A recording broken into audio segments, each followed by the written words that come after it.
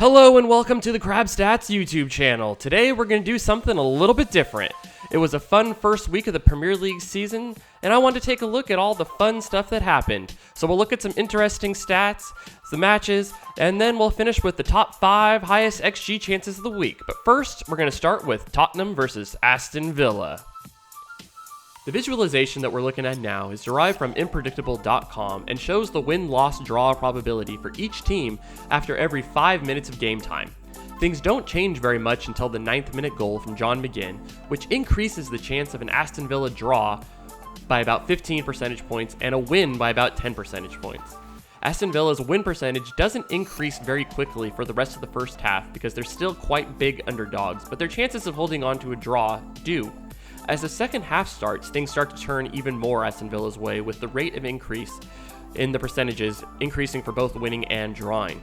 But mounting pressure from Tottenham is just too much, and they find a breakthrough with a great shot from Ndombele in the 73rd minute. Tottenham don't let up the pressure, looking for a win, and finally get it when a deflected shot falls to Harry Kane and puts them into the lead. They add a 90th minute goal, and that puts the match to bed. Overall, I like the way that this chart works, and I think that it is a good representation of how everybody was feeling during the match, especially if combined with the running XG, which shows how the shots came and what value they had.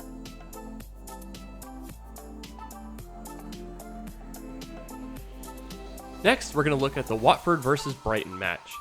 Brighton's win was the most unexpected result of the weekend, both on my pre-match odds and the scoreline given the shots that occurred in the match. For the pre-match odds, this was the biggest upset.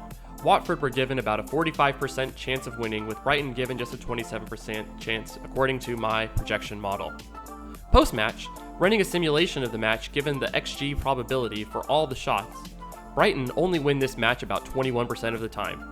Even more of an outlier, Brighton scoring 2 goals, not counting the own goal, was just a 6% chance probability event. Graham Potter looks like a good coach, but this result flattered his team, and if Brighton wants to improve on their pretty dismal attack last season, they're going to need to improve on the 6 shots that they had in this match.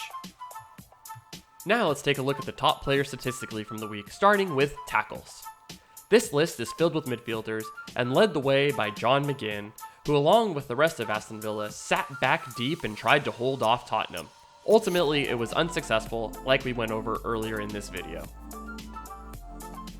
Next, we're going to take a look at interceptions and blocked pass. The interesting name on this list I want to talk about is Virgil van Dijk, who with the rest of Liverpool didn't have a very good defensive outing against the newly promoted Norwich. Next, we're going to talk about progressive passes completed, and these are passes that help the team advance the ball up the field from where the ball had gotten previously. The name I really want to focus on is Harry Winks, who has a bit of a reputation as a sideways passer, but against the deep Aston Villa was able to progress the ball 6 times, leading the way before he was actually substituted. Next is passes in the box completed. This is filled with the usual names, but the one that I really want to take a look at is Riyad Mahrez from Manchester City.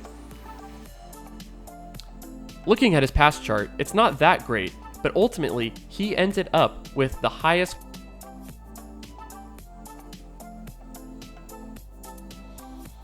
Lastly, it's our new statistic that I created last year called offensive value added. And this tries to take a look at everything that a player does on the pitch that goes towards adding value as an offensive player. So you have the passing, ball progression, and shot value. Unsurprisingly, Raheem Sterling was the #1 player, followed by Marcus Rashford, Harry Kane, Mo Salah, and Pierre-Emerick Aubameyang.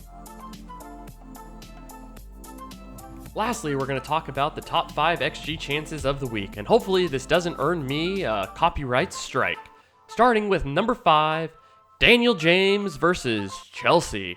This is one that I thought that he might have just lost his chance early, but he's able to get his shot off, and it's a 0.5 XG, shot from feet, 14 meters to the goal from a fast break, assisted by Paul Pogba. Sticking with Manchester United versus Chelsea, number 4 is Anthony Martial and his 0.53 XG chance. This one is from very close range and it's 4.6 meters, shot from feet, classified as a big chance, also assisted.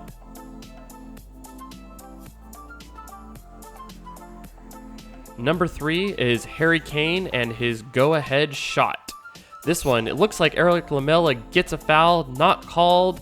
The ball falls to Harry Kane, who gets a shot from feet 11 meters to the goal, classified as a big chance from a fast attack. A fast attack is one that happens in less than 3 seconds, and it's going to be slightly different than a fast break, as we'll see later. Number 2 is Raheem Sterling against West Ham United, and this is one of those very good passes that Riyad Mahrez had that we had talked about earlier. It ultimately creates a .54 XG chance for Raheem Sterling. It's a shot from feet 9 meters from the center of the goal, classified as a big chance, assisted by a through ball. And our number 1 chance is Pierre-Emerick Aubameyang and his .59 XG chance, created almost entirely by Ainsley Maitland-Niles and his very good reading to intercept a ball.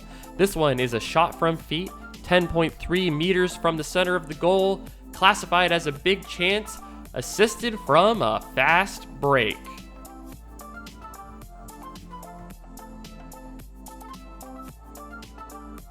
Hey, thanks for watching. I hope you liked this. This was a new thing for me and I think it turned out well. So if you liked the video, give me a thumbs up.